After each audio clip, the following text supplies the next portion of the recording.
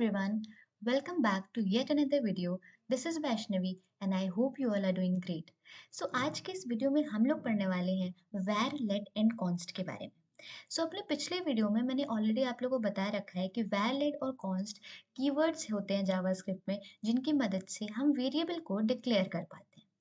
और हमने ये भी पढ़ा था कि जो var कीवर्ड है वो ओल्डर कोड्स में यूज़ होता था, बट अब के जो कोड्स हैं उसमें हम लोग let और const कीवर्ड्स यूज़ करते हैं. ठीक है, तो अब जल्दी से इनके बीच का बेसिक डिफरेंस जान लेते हैं.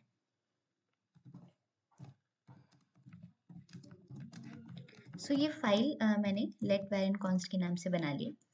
सबसे पहले इसमें मैं बनाऊंगी एक वेरिएबल जो कि हम लोग var कीवर्ड की मदद से बनाएंगे. var a is equal to 5.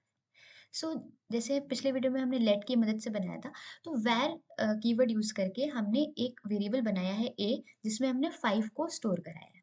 ठीक है, अब मैं चाहूं तो a को रीडिक्लेयर कर सकती हूँ. ठीक है, बेसिकली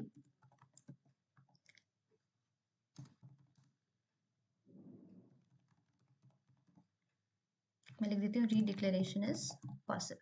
ठीक है, तो var की मदद से हम वेरिएबल को रीडिक्लेयर कर सकते हैं. मतलब ऑलरेडी मैंने a को यहाँ पर डिक्लेयर किया था, अब मैंने रीडिक्लेयर कर दिया. ठीक है, var कीवर्ड जब हम यूज करते हैं तो रीडिक्लेरेशन पॉसिबल होता है. और साथ में a को मैंने अपडेट कर दिया है. ठीक है,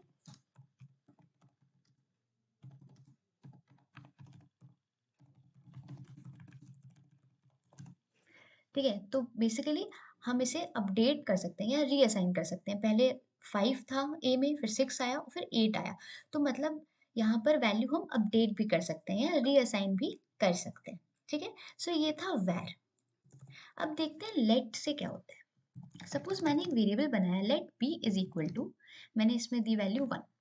ठीक है, let की मदद से भी मैंने एक दूसरा वेरिएबल बनाया b. बट अब मैं देख पा रही हूँ कि जैसे मैंने let b is equals to 2 किया, यहाँ पर एक एरर आ गया. ये एरर क्या बता रहा है? ये एरर बेसिकली ये बता रहा है कि जब हम let की मदद से वेरिएबल को डिक्लेयर करते हैं तो रीडिक्लेरेशन पॉसिबल नहीं है. रीडिक्लेरेशन का मतलब क्या है? एक बार डिक्लेयर कर चुके हैं b को और दोबारा डिक्लेयर कर रहे हैं. ठीक है, तो ये पॉसिबल नहीं है. ठीक है, रीडिक्लेरेशन इज नॉट अलाउड. तो जब भी हम लेट के साथ काम करेंगे रीडिक्लेरेशन अलाउड नहीं रहेगा. ठीक है, लेकिन हम वैल्यू को अपडेट कर सकते हैं. जैसे हम b को एक बार बना चुके हैं, तो अब अगर मैं b इज इक्वल टू 5 करूं तो देखो इस वाली लाइन में कोई भी एरर नहीं है. क्यों एरर नहीं है? क्योंकि मैं अपडेट कर रही हूँ वैल्यू को. ठीक है, रीडिक्लेरेशन और रीअसाइनिंग में डिफरेंस क्या होता है कि मैंने b को ऑलरेडी डिक्लेयर किया यहाँ पर. ठीक है, पर मैं दोबारा इसे डिक्लेयर करने की कोशिश कर रही हूँ, इस वजह से एरर आ रहा है. ठीक है, अगर रीडिक्लेयर ना कर कर मैं वैल्यू में कोई, मैं इस वेरिएबल में कोई दूसरी वैल्यू असाइन कर रही हूँ तो ये पॉसिबल है. ठीक है, तो अपडेशन और रीअसाइनिंग इज अलाउड. ठीक है, बेसिक डिफरेंस वैर और लेट में हमें क्या देखने को मिल रहा है कि वैर से हम रीडिक्लेरेशन भी कर सकते हैं और वैल्यू को अपडेट भी कर सकते हैं. बट लेट का यूज करके जब हम वेरिएबल बनाते हैं तो रीडिक्लेरेशन अलाउ नहीं है. ठीक है, बट अपडेशन अलाउड है. हम बी में कोई और वैल्यू जो है स्टोर करा सकते हैं. ठीक है, इस वजह से यहाँ पर एरर देखने को मिल रहा है. अगर मैं इस वाली लाइन को बिल्कुल ही मतलब हटा दूं तो अब जो है कोई भी एरर नहीं है. ठीक है, अब आते हैं कॉन्स्ट पे. कॉन्स्ट में क्या होता है? जैसे कॉन्स्ट का यूज करके मैंने एक वेरिएबल बनाया. ठीक है, कोई दिक्कत नहीं आई. बट कॉन्स्ट में भी यही सेम चीज है कि रीडिक्लेरेशन अलाउ नहीं है. एक बार सी बना चुकी हूं मैं, दोबारा कॉन्स्ट यूज करके मैं सी बना रही हूँ, तो इस वजह से यहाँ पर एरर आ रहा है. तो इसका मतलब है कि जैसे रीडिक्लेरेशन लेट में अलाउ नहीं था, सिमिलरली कॉन्स्ट में भी रीडिक्लेरेशन अलाउ नहीं है. बट एक सबसे इंपॉर्टेंट बात यह है कि लेट में अपडेशन अलाउ था. यहाँ पर हम बी में कोई दूसरी वैल्यू असाइन कर पा रहे थे, बट कॉन्स्ट में ये भी अलाउ नहीं है. ठीक है, कैसे? अगर मैं अब c इज इक्वल टू इसमें 7 डाल रही हूँ, तो क्या हो रहा है कि यहाँ पर अभी एरर तो नहीं मिल रहा है, बट जैसे ही मैं इसे रन करूंगी, यहाँ पर एक एरर देखने को मिल रहा है कि असाइनमेंट टू कांस्टेंट वेरिएबल, ठीक है, ये एरर है। यहाँ पर हम देख पा रहे हैं c इज इक्वल टू 7 पर एरर आ रहा है, ठीक है। इसका मतलब है कि रीडिक्लेरेशन तो अलाउ नहीं है, पर साथ में अपडेशन और री assignment is also not allowed, ठीक है। सो बेसिकली कॉन्स्ट की मदद से अगर हम कोई वेरिएबल बना रहे हैं, तो ना ही हम रीडिक्लेरेशन कर सकते हैं और ना ही हम अपडेशन या फिर रीअसाइनमेंट कर सकते हैं, ठीक है। सो ये था पहला डिफरेंस वैर, लेट और कॉन्स्ट में। एक बार और मैं रिपीट कर दे रही हूँ कि जब भी हम कोई वेरिएबल वैर की मदद से बनाते हैं, तो रीडिक्लेरेशन भी पॉसिबल है और वेरिएबल की वैल्यू को अपडेट करना भी पॉसिबल है। जब हम लेट से बनाते हैं, तो रीडिक्लेरेशन अलाउ नहीं है, बट वैल्यू को अपडेट करना अलाउ है। जब हम कॉन्स्ट की मदद से कोई वेरिएबल बनाते हैं, तो रीडिक्लेरेशन तो अलाउ नहीं है और साथ ही साथ वैल्यू को अपडेट करना भी अलाउ नहीं है। जैसे c इज इक्वल टू 7, हमने इसमें वैल्यू पहले c इक्वल टू 3 थी, बट अब हम c इज इक्वल टू 7 कर रहे हैं, तो ये भी एरर जनरेट करेगा, ठीक है। वो मैंने दिखाई दिया है कि कॉन्स्टेंट वेरिएबल में असाइनमेंट जो है वो अलाउ नहीं है, ठीक है। अपडेशन और reassignment is not allowed here. Okay, so I hope ये चीज़ बहुत अच्छे से क्लियर हो गई होगी। अब आते हैं सेकेंड डिफरेंस क्या है। सो बेसिकली जो वैर होता है, वैर कीवर्ड होता है, उसका स्कोप ग्लोबल होता है, ठीक है। Var has a global scope, whereas let and const has block scope. अब इसका मतलब क्या होता है? सी, जैसे अगर मैं यहाँ पर एक ब्लॉक बना दूं, ठीक है, यहाँ पर मैंने एक ब्लॉक बना दिया है, ठीक है, इन कर्ली ब्रेसेस की मदद से, और यहाँ पर भी मैं एक ब्लॉक बना देती हूँ।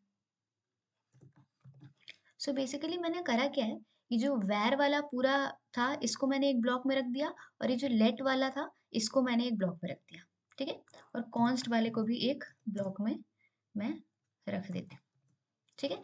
अब इन तीनों को मैंने अलग अलग ब्लॉक में रख दिया। जो वेरिएबल मैंने वैर कीवर्ड से बनाया उसे एक ब्लॉक में रख दिया, जो मैंने वेरिएबल लेट की मदद से बनाया उसे एक ब्लॉक में रख दिया, और जो वेरिएबल मैंने कॉन्स्ट कीवर्ड यूज करके बनाया उसे भी मैंने एक ब्लॉक में रख दिया, ठीक है। अब मैं ये दिखाना चाहती हूँ, अगर मैं यहाँ पर करूँ console डॉट लॉग ए, और अब अगर मैं इसे रन करूँ, ओके, तो ये एरर इसलिए आ रहा है, मुझे ये वाली लाइन हटानी पड़ेगी, c इज इक्वल टू 7, ठीक है, वरना एरर आता रहेगा क्योंकि ये अलाउ नहीं है ना अपडेशन कॉन्स्ट वेरिएबल, तो इस वजह से। तो अब मैं रन करके देखती हूँ अपने कोड को, तो यहाँ पर आउटपुट क्या मिल रहा है मुझे? 8 आउटपुट मिल रहा है। क्यों? क्योंकि यहाँ पर a की वैल्यू 8 है, हमने जो बनाया वेरिएबल, तो यहाँ पर हमें आउटपुट 8 देखने को मिल रहा है, ठीक है। पर हम ये देख पा रहे हैं कि ये सब तो हमने एक ब्लॉक में रखा था, बट मैं इस ब्लॉक के बाहर भी a को एक्सेस कर पा रही हूँ, ठीक है। बट अगर मैं यहाँ पर लिखूँ console डॉट लॉग b, अब क्या होगा? अब हम देख पा रहे हैं कि यहाँ पर हमें एक एरर देखने को मिल रहा है कि b इज नॉट डिफाइंड। ऐसा क्यों हो रहा है? 8 तो हमें आउटपुट मिल गया, जो हमने वैर से डिक्लेयर किया है उसका आउटपुट तो हमें मिल गया, पर जो हमने लेट से डिक्लेयर किया है उसका आउटपुट हमें नहीं मिल रहा है, एरर मिल रहा है। तो इसका रीजन ये है कि जो लेट होता है ना और जो कॉन्स्ट होता है, ये दोनों ही ब्लॉक स्कोप्ड होते हैं, मतलब इन्हें सिर्फ इनके ब्लॉक के अंदर ही एक्सेस किया जा सकता है, उसके आउटसाइड नहीं। बट वैर ग्लोबल स्कोप होता है वैर का, इसका मतलब पूरे कोड में कहीं भी हम उसे एक्सेस करना चाहें तो हम एक्सेस कर सकते हैं। जैसे इस ब्लॉक के बाहर हमने ए को एक्सेस किया तो आउटपुट हमें मिल रहा है, बट इस ब्लॉक के बाहर यानी यहाँ पर जब मैं बी को एक्सेस करना चाह रही हूँ तो मुझे एरर मिल रहा है, ठीक है। अब अगर इस लाइन को हटाकर मैं इसी ब्लॉक के अंदर इसे एक्सेस करना चाहूंगी तब कोई एरर नहीं आएगा। तब देखो पहले 5 आया आउटपुट, उसके बाद 8 आया। 5 क्यों आ रहा है? क्योंकि मैंने console डॉट लॉग इधर लिखा हुआ है पहले, तो पहले 5 मिल गया और इसके बाद इस console डॉट लॉग से मुझे 8 मिल गया, ठीक है। सिमिलरली यही चीज़ कॉन्स्ट में भी होगी। कॉन्स्ट का ये ब्लॉक है, अगर यहाँ पर मैं कॉन्स्ट को एक्सेस करना चाहूँगी सी, तब तो मुझे कोई एरर नहीं आएगा। आउटपुट में 3 देखने को मिलेगा। आउटपुट यहाँ पे 3 देखने को मिल रहा है, ठीक है? क्योंकि हमने इसके ब्लॉक के अंदर इसे एक्सेस किया है। बट अगर मैं इसे यहाँ पर एक्सेस करना चाहूँ इसके ब्लॉक के बाहर, तो क्या होगा? तो ये भी मुझे एक एरर देगा कि सी इज़ नॉट डिफाइंड, ठीक है? सी इज़ नॉट डिफाइंड। ऐसा एरर इसलिए आ रहा है, क्यों? क्योंकि मैं कॉन्स्ट का यूज़ करके जो वेरिएबल सी मैंने बनाया है, उसे मैं इसके ब्लॉक से बाहर एक्सेस करने की कोशिश कर रही हूँ, ठीक है? सो आई होप कि ये डिफरेंस भी आपको क्लियर हो गया होगा कि वर का जो है ग्लोबल स्कोप होता है। ग्लोबल स्कोप का मतलब है कि पूरे प्रोग्राम में, पूरे कोड में हम कहीं भी उसे एक्सेस कर सकते हैं। बट लेट और कॉन्स्ट जो कीवर्ड्स हैं, इनका बेसिकली ब्लॉक स्कोप होता है। इसका मतलब है कि अगर इनके ब्लॉक में अगर हम इन्हें एक्सेस करना चाहेंगे, तब कोई एरर नहीं आएगा। बट अगर इनके ब्लॉक के बाहर हम इन्हें एक्सेस करना चाहेंगे, जैसे यहाँ पर कर रहे हैं, तो हमें एरर देखने को मिलेगा, ठीक है? सो आई होप जो बेसिक डिफरेंसेस हैं, वो मैंने आप लोगों को अच्छी तरीके से क्लियर कर दिए हैं वर, लेट एंड कॉन्स्ट में, और अब चीज़ें क्लियर हो चुकी होंगी आपको।